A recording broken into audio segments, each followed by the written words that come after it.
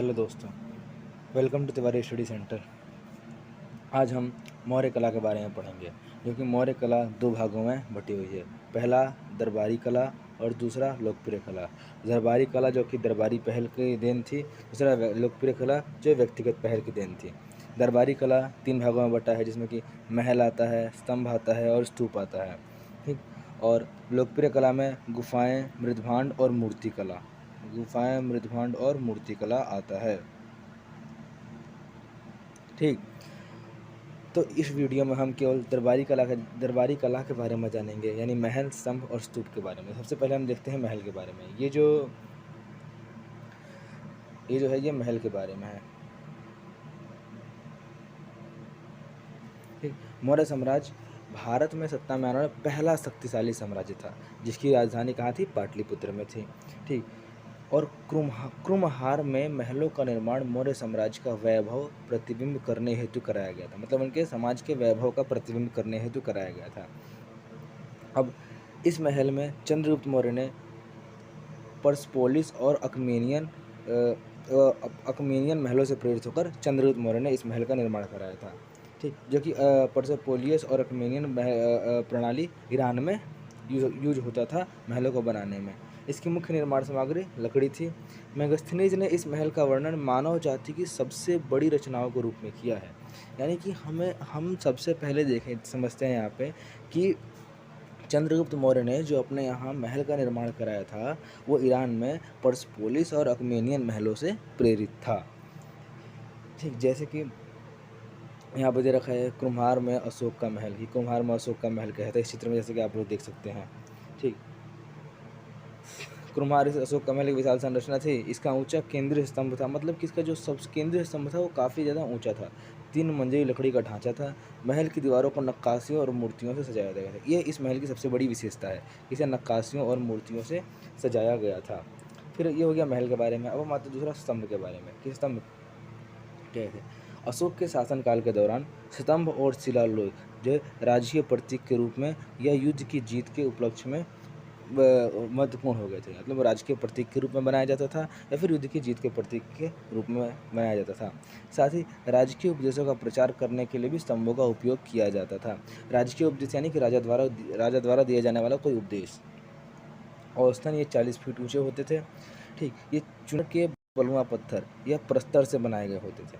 ठीक। इसे साफ्ट या कैपिटल सम्मिलित थे। इसमें लंबा साफ्ट होता था। साफ्ट के इसी के आधार पर इसका निर्माण होता था, जो कि प्रस्तर का एक ही खंड या फिर एकात्म प्रस्तर, यानी कि पत्थर के पूरा एक ही खंड से बना हुआ होता था। ठीक। जिसे कि एकात्म प्रस्तर कहा जाता है। इसके सबसे ऊपर कमल या घंटे के आकार में शीर्ष या ललाट, जिसे हम कैपिटल कहते हैं, रखा जाता था। घंटे के आकार के शीर्ष या ललाट ईरानी स्तंभों, ये जो शीर्ष ललाट है वो ईरानी स्तंभों से प्रभावित थे, क्योंकि स्तंभ अत्यधिक पोलिशदार होते थे, चमकदार होते थे। ठीक। ललाट के ऊपर वृत्ताकार या आयताकार आधार होता था, जिसे अबिकस कहा जाता था, जिस पर पशु मूर्ति होती थी। अब हम इस स्तंभ के माध्यम से समझेंगे कि कहाँ पर क्या होता था। ये सबसे नीचे दिया गया है, इसे एकमुश्त प्रस्तर कहा जाता है, यानी कि जो एक पत्थर से बना हुआ। इसके बाद ये जो दिया गया ये चीज़, इसे अबेकस कहा जाता था। ठीक। जो कि या तो कई जगह पर वृत्ताकार होता था और कई जगह पर ये चौकोर होता था। ठीक। या तो वृत्ताकार होता था या चौकोर होता था। और इसको ये क्या शीर्ष कैपिटल कहा जाता था। क्या कहा जाता है? शीर्ष कैपिटल कहा जाता है। इसके पहले हम थोड़ा सा एक बात और देखेंगे कि इसमें कि ये चीज़ें थी, ये वाली चीज़ें जो कमल के फूल जैसा बना हुआ है, ये ईरानी स्तंभों से प्रभावित है। जैसे कि यहाँ पर लिखा हुआ है, किससे? ईरानी स्तंभों से प्रभावित था। इसके ऊपर ये शेर की मूर्ति लगी हुई है। ये हमारा जो अशोक के शासनकाल के दौरान ये स्तंभ बनाए गए थे। जैसे कि यहाँ दिखा गया अशोक के स्तंभ की आधारभूत संरचना। उदाहरण में लौरिया नंदगढ़ का स्तंभ है, वाराणसी के पास सारनाथ का स्तंभ है। ठीक।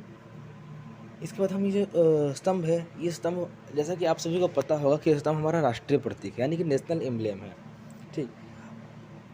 इसके बारे में हम थोड़ा जानेंगे, डिटेल में जानेंगे कि सारनाथ के ये प्रतीक जो है स्तंभ, जो अशोक के स्तंभ के नेशनल एम्ब्लेम में क्या क्या और बातें बताई गई हैं।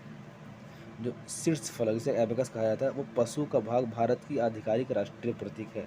सारनाथ के स्तंभ के शीर्ष फलक में 4 दिशाओं को निरूपित करते हुए 4 पशु हैं। 4 जैसे कि इसके अंदर 4 पशु है, जिसमें कि चौकड़ी भरता अश्व है जो कि पश्चिम की दिशा में है, फिर हाथी है जो कि पूर्व दिशा में है, फिर वृषभ यानी बैल जो कि दक्षिण दिशा, और सिंह यानी कि उत्तर में दर्शाए गए हैं।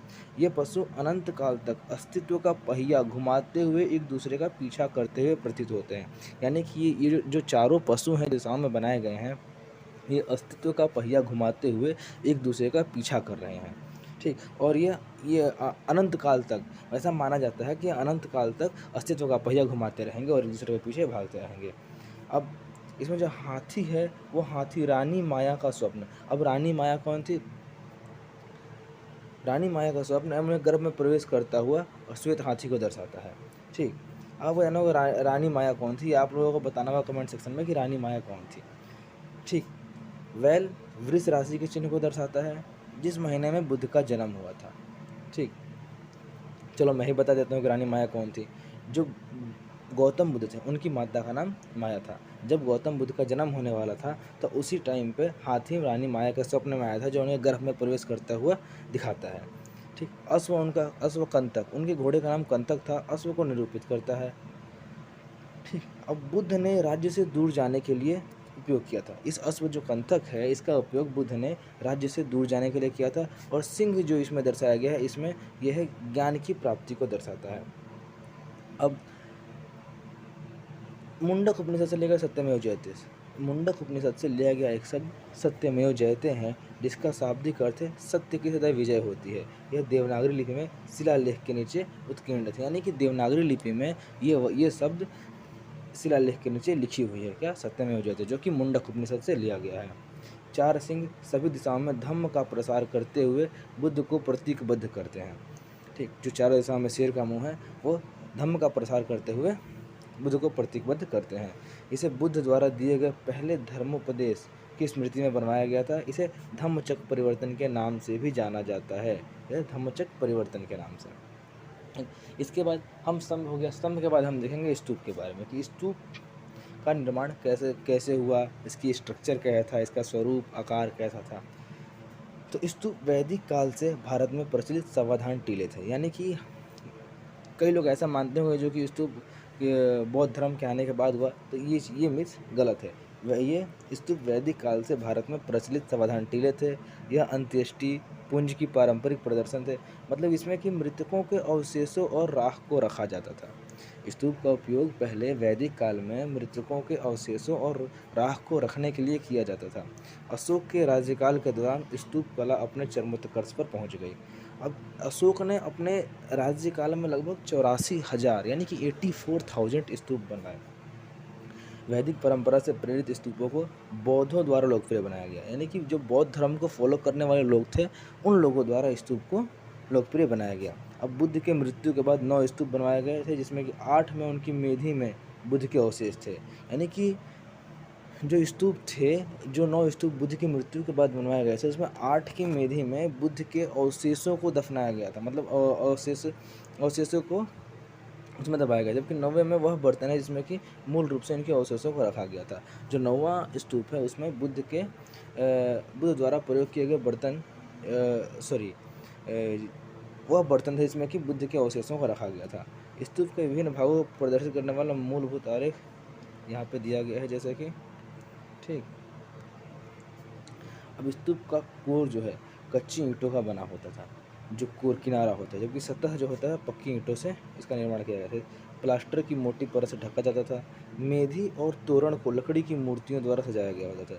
मेधी और अभी इसमें हम देखेंगे मेधी कहाँ है और तोरण कहाँ है। श्रद्धालुओं द्वारा पूजा के प्रतीक के रूप में प्रदक्षिणा पथ के चारों ओर चक्कर लगाया। जैसे कि आज के समय में मंदिरों में लोगों द्वारा जो मेन गर्भगृह होता है उसके चारों ओर चक्कर लगाया जाता है, वैसे ही स्तूप के चारों ओर चक्कर लगाना प्रदक्षिणा पथ बनाया गया था। इसे हम देखते हैं स्तूप में क्या कैसे हैं। ठीक, अब ये स्तूप है, इसके चारों ओर जो द्वार था उसे तोरण द्वार कहा जाता है। जैसे कि यहाँ पर ये दिया गया है, ये वाली चीज़, इसे तोरण द्वार कहा जाता है। यहाँ पे ये चीज़ दी गई है।